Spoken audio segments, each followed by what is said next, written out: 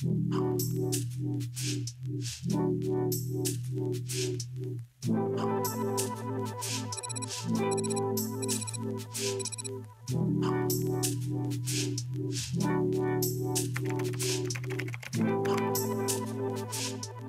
l'impression qu'en ce moment, surtout, j'en suis pas à un point de digérer tout ce qui se passe. Je suis plutôt dans l'expérience. J'ai discuté en fait avec ma grand-mère de 83 ans l'autre jour qui me disait on n'a jamais vécu ça. Donc, quelqu'un qui a 80 ans te dit ça, qui a vécu la guerre, tu te dis ok, bon, c'est quand même un peu spécial. Tous, au même moment, partout dans le monde, on vit quelque chose en commun. Donc, je me sens déjà un peu connecté. L'enseignement aussi que j'en tire, c'est que la nature est largement plus forte que l'humain. Il est grand temps qu'on comprenne que notre place est dans la nature, au milieu de la nature, mais qu'on n'est pas plus fort que qui que ce soit.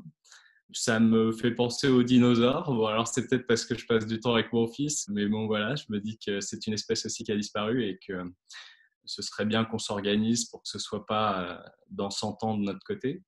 J'ai lu un super article du PDG d'IDEO qui disait c'est pas le moment d'essayer de comprendre, c'est pas le moment d'essayer de digérer, c'est le moment de plonger dans l'eau et d'aider tous les autres en fait à construire un barrage.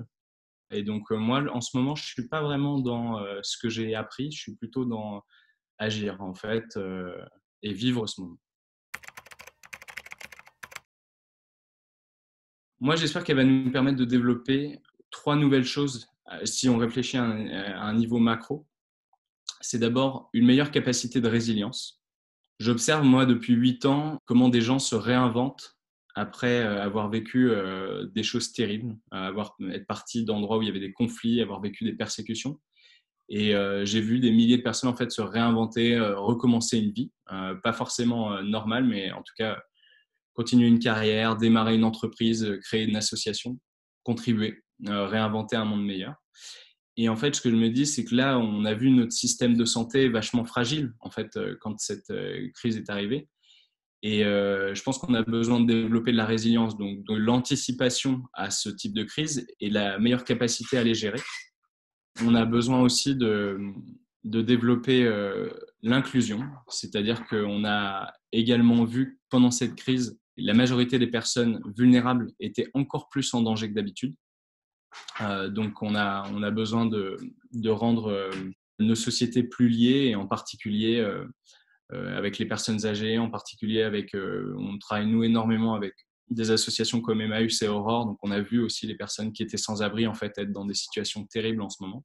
Et donc je pense qu'il faut, quand on crée des produits, quand on crée des services, on anticipe l'impact qu'ils vont avoir sur les populations vulnérables.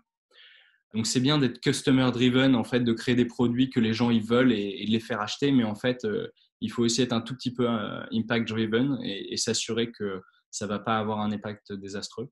Et je pense qu'il faut qu'on soit beaucoup plus créatif dans nos sociétés.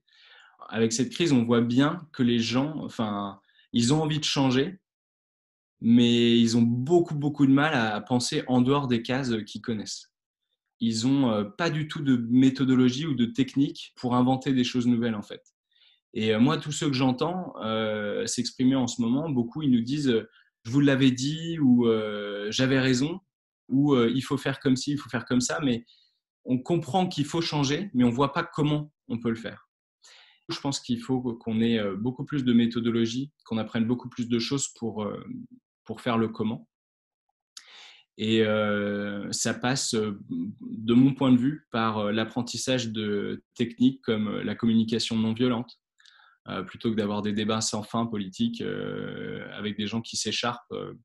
C'est d'avoir en fait des méthodes de design et donc toutes les méthodes où on va sur le terrain à la rencontre des gens, qu'on va à la rencontre de gens qui sont différents de nous, qu'on les écoute, etc. D'avoir des espaces comme ça. J'espère que ces trois choses-là, on va pouvoir les développer dans les mois et les années qui viennent. Il faut qu'on fasse chacun des choix. Alors évidemment, j'espère qu'à un niveau politique, j'espère qu'à un niveau décisionnaire, en fait, il y a des choses qui vont bouger en profondeur. Je pense que la seule manière de vraiment transformer ça, c'est que chacun d'entre nous, en fait, fasse des choix, par exemple au niveau de sa consommation, les prochaines chaussures qu'on va acheter, où est-ce qu'on va aller manger, etc. En fait, c'est essentiel de se dire ça, parce que si on sort du confinement et qu'on repart à faire exactement les mêmes achats, qu'on a exactement les mêmes comportements en termes d'aller aux mêmes événements, etc., ben, en fait, on n'aura strictement rien changé. Et je pense, moi, que les entreprises et que également les sociétés, en fait, elles vont suivre surtout des mouvements citoyens. Elles vont suivre les consommateurs. En fait, notre responsabilité, elle est beaucoup plus diffuse qu'on imagine, quoi. Je pense que c'est vraiment, ça se joue aux courses qu'on va faire au supermarché, en fait. D'ailleurs, il faut peut-être plus les faire au supermarché. Enfin voilà, c'est ces questions-là, en fait, et c'est ces choix-là, moi, qui, je pense, vont être vraiment cruciaux. Après, à l'échelle de mon organisation, on entend beaucoup parler des réfugiés et des migrants dans les médias. On a énormément de stéréotypes, en fait. Mais finalement, c'est rare qu'on se rencontre dans la vie réelle et qu'on se rencontre dans des bonnes conditions. Et donc, du coup, notre métier à nous, c'est de faire ça. C'est de créer des plateformes, des espaces dans lesquels on va se croiser, soit se croiser pour partager quelque chose qu'on aime. Donc, c'est ce qu'on appelle banding, c'est le lien, c'est les centres d'intérêt communs. Peu importe si on vient d'Afghanistan ou de France, on aime le foot, donc du coup, on va pouvoir faire quelque chose autour de ça.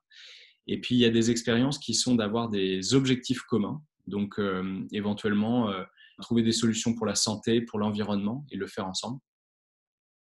Et c'est ce qu'on a proposé. Là, on a lancé une initiative qui s'appelle Allo Mondo, qui est un centre d'appel qui permet en fait à des Français et aujourd'hui des immigrés de se téléphoner pour discuter de l'avenir et en particulier d'essayer de trouver des solutions communes, donc d'essayer de trouver des solutions concrètes qu'ils pourraient promouvoir en commun. Et donc, c'est chouette parce que non seulement ça crée du lien, non seulement ça permet de voir une vision du monde différente de la sienne, mais en plus ça oblige à trouver une solution commune et donc de construire en fait un nouveau monde dans lequel on prend en compte la diversité. Construire un monde avec tous ceux qui sont dans le monde et pas juste une catégorie de personnes.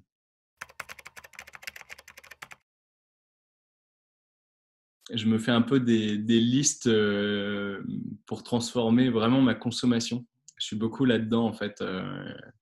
Je vois vraiment l'impact en fait de ce qu'on achète, la manière dont les choses sont produites, dont elles sont livrées, quel marketing est utilisé pour ces différents produits et du coup quel impact négatif ça peut avoir sur des gens, etc. Donc moi je veux pas vous dire quoi, mais j'ai décidé de m'habiller à certains endroits, j'ai décidé d'acheter à manger certaines choses, etc. Je fais l'expérience aussi de tous les produits et les services concrets, c'est-à-dire que évidemment Singa crée des solutions, mais ce serait fou de les promouvoir sans en faire l'expérience moi-même.